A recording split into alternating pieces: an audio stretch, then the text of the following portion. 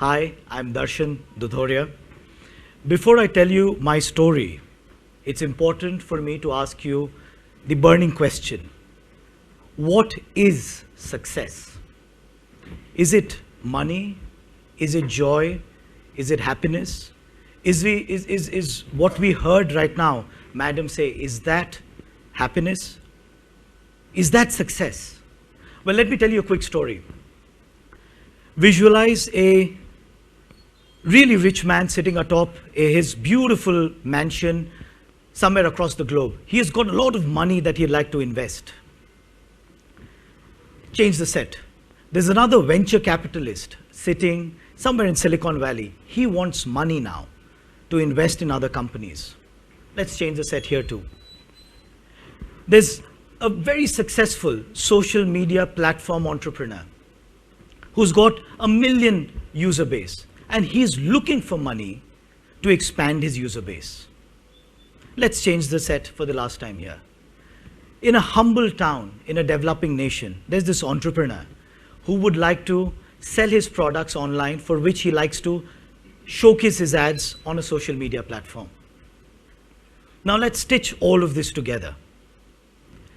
This gentleman who bought ads from this social media platform made money selling his products. The social media company made money through the ad revenue. He onward transfers that money to the venture capitalist, who keeps his share and onward gives it to his LP, meaning his original investor. Now the money has done a full cycle. In today's world, fortunately, unfortunately, is a matter of a different debate. This is constituted to be success. But is it truly success? Is it how we look at success? I look at success very differently. I think success is science. What we heard the speaker before me talk about. I think if you bring 5 different successful people, you see a different underlying pattern. You see a common thread. You know they will act in a certain way and their actions will cause a certain reaction. You don't need a fortune teller to predict most of the acts of success in an entrepreneur or a successful person's life. That's how I look at success. But please, you cannot forget what you have to do in that. There's no free lunch. There's no cheating the grind. There is no, I got lucky. There's no moment for that. It's sheer utmost hard work. It's dedication. It's sincerity. Without that, my friend, you don't become successful.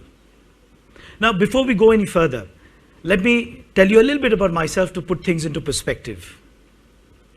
I'm Calcutta boy, son of Bengal, take immense pride in that.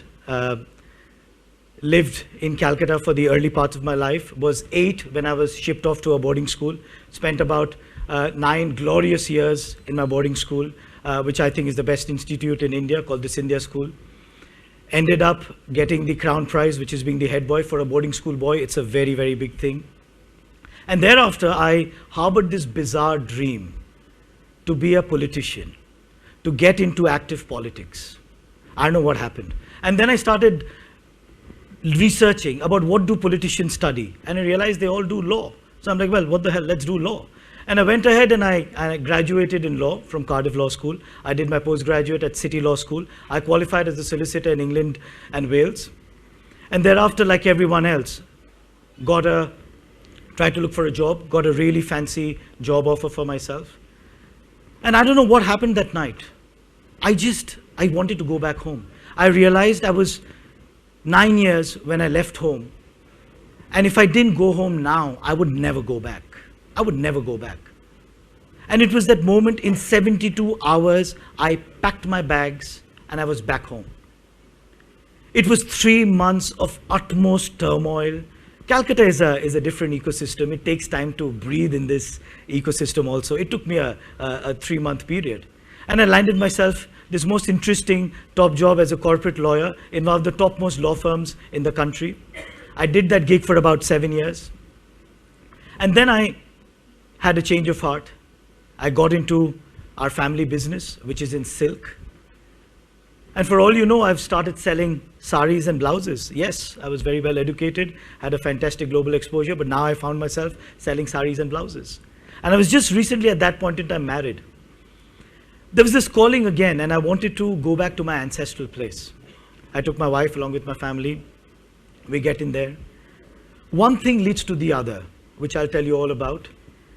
And before you know it, in a period of 5 years, with 150 people, with one mad architect who we called a magician, we now converted our ancestral palace in the first grand heritage classified luxury heritage hotel of East India. We just created history. And before I talk about history or heritage, let me introduce my community, which is a fairly an exotic one. It's unfortunate that it's a fast-dying community. Our community is called the Sheherwalis, quite literally translated to city dwellers.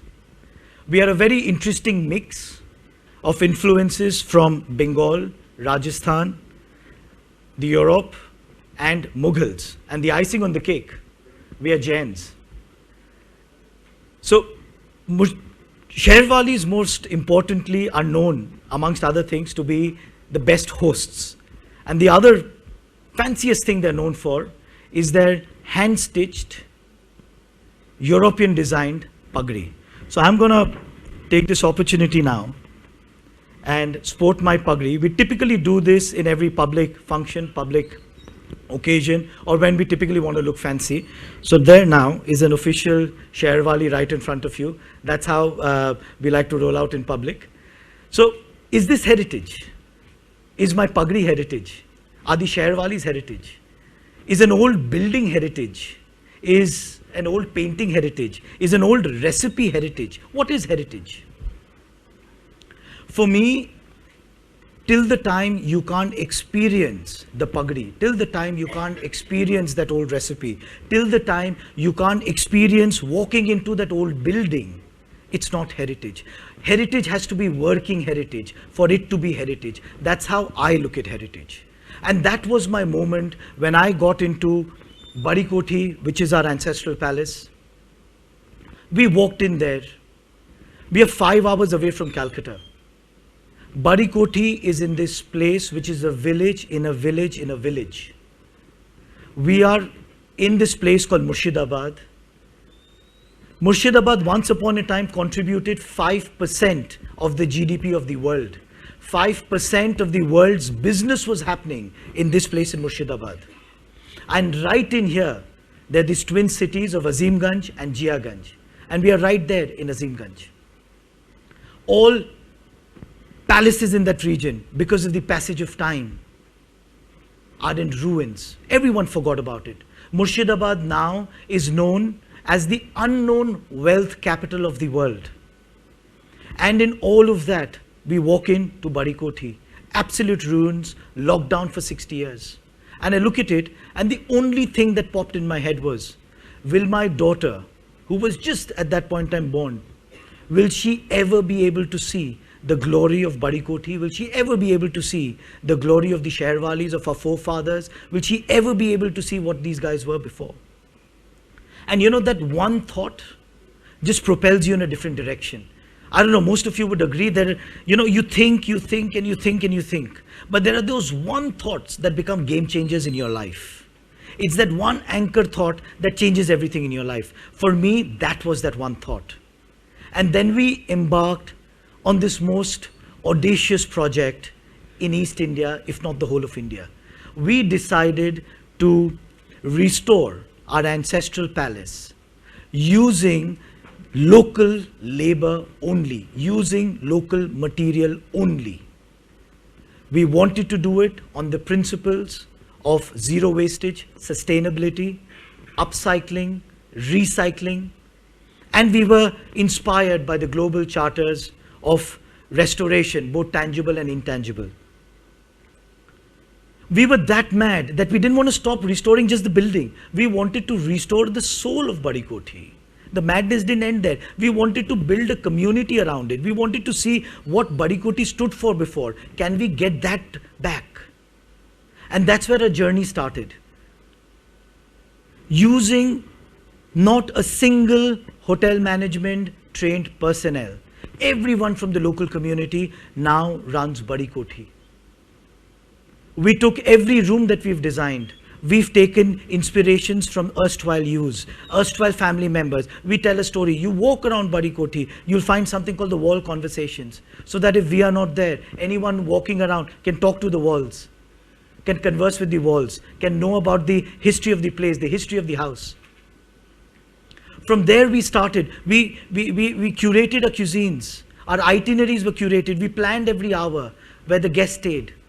Did we not have any troubles? Oh, success comes, and I for a second also don't think I'm successful. We've just started building something interesting. But all of that comes with a lot of troubles. We were, please give it a fair thought, we were in this place in Murshidabad, which had negligible economy, which had zero footfall. There were no tourists coming in. No one cared about Murshidabad. And at that point in time, we decided to do something. There were no clean trains coming in. There were no roads properly built. We were vegetarians. We are Jains. Baroti has always been vegetarian. We couldn't serve non-vegetarian food. We had crazy loud music in our surroundings. People would wake up at 2 in the morning, 3 in the morning with crazy loud music, 6 in the morning. And we dealt with each and every problem. How did we deal with that most interesting problem? So we had these foreign guests who'd come in. And they had blaring music, 6 o'clock in the morning. We organized a paratha party on the terrace. We got all these, so imagine this setting. We were on this terrace overlooking the Ganges. There's a bunch of these international tourists were sitting, having paratha and listening to Venga boys. That's how we overcame, and that became an experience. So every time loud music would start, we'd go up to the terrace to celebrate the loud music. So you deal with every problem in your own way. Either you overcome it or you go around it. But you got to deal with it. And while we dealt with all these problems, someone came and someone said, have you heard about the United Nations Sustainable Development Goals? And I was like, we are doing a humble project in Murshidabad. Please don't give us this fancy talk about the United Nations and all that. We have no idea what you're talking about. And then obviously, you know, with curiosity, we went ahead and we started looking up what is the UN SDGs. And behold, we realized out of the 17 goals that were laid down, Baroti tick marked 13 of them. And that made me realize, that made us realize that no wonder what we were doing was just sounding fantastic. It was just a beautiful melody. There was nothing seeming wrong about it. We were the most excited. Then somewhere I read that word sustainability. And I was like, what the hell is sustainability really? Let's take a moment and think. Everyone uses this word. And you have these fancy prefixes and suffixes, and you put one word ahead and one word behind it, and it's sustainable. What is sustainability? And I had to find that meaning for my own self. And I realized, and this is my take on sustainability, when you do something which benefits you, and at the same time, people who interact with the activity, it benefits them, and while you're doing that, there is minimal negative impact in the ecosystem around you. And that somewhere resonates with the principles of Jainism with which we grew up, minimizing sin. So whatever you do, minimize sin. And that to me is something that can go on for a long time. That to me is sustainability. And what did we achieve after all of this? We created a mini economy. We created jobs. My boys and girls who were earlier either unemployed or were farmers, now today can look at you eye to eye, are confident, have bought a two-wheeler for themselves, have built a pakka ghar, are married now. Is there a greater feeling than that? We've just created mini rural economies. Roads are getting built. Others are getting excited. Others want to participate. And we realized we can't stop short here. We can't stop short at doing one project. It was just too beautiful a painting.